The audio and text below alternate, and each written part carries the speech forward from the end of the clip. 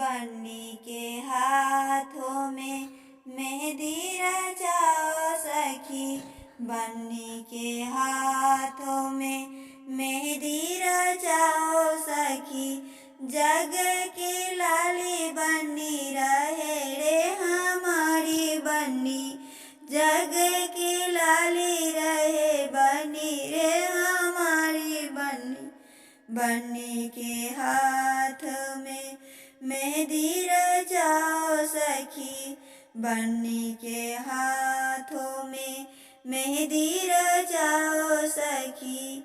अम्मा सुहागिन मेहंदी रचावे, अम्मा सुहागिन मेहंदी रचावे।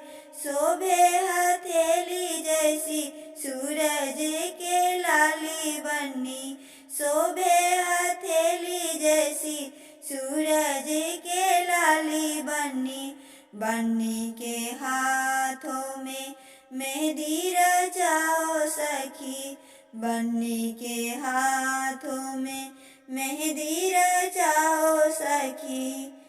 भाभी सुहागिन मेहंदी रचावे, भाभी सुहागिन मेहंदी रचावे। अंगूरी की लाली शोभे फूलों जैसी प्यारी बन्नी, अंगूरी की लाली शोभे फूलों जैसी प्यारी बन्नी। बन्नी के हाथों में मेहंदी रचाओ सखी, बन्नी के हाथों में मेहंदी रचाओ सखी।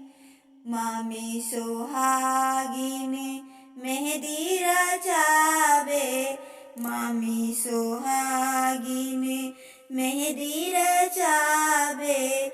शोभे कलाई जैसी पिया के प्यारी बन्नी, शोभे कलाई जैसे पिया की प्यारी बन्नी। बन्नी के हाथों में मेहंदी रचाओ सखी, बन्नी के हाथों में मेहंदी रचाओ सखी।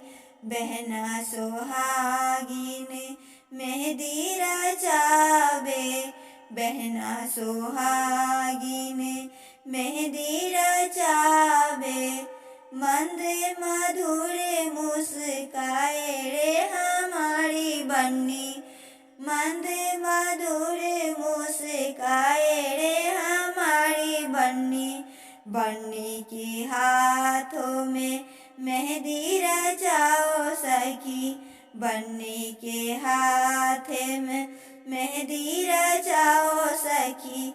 जग की लाली बनी रहे रे हमारी बन्नी, जग की लाली बनी रहे रे हमारी बन्नी। बन्नी के हाथों में मेहंदी रचाओ सखी, बन्नी के हाथों में मेहंदी रचाओ सखी।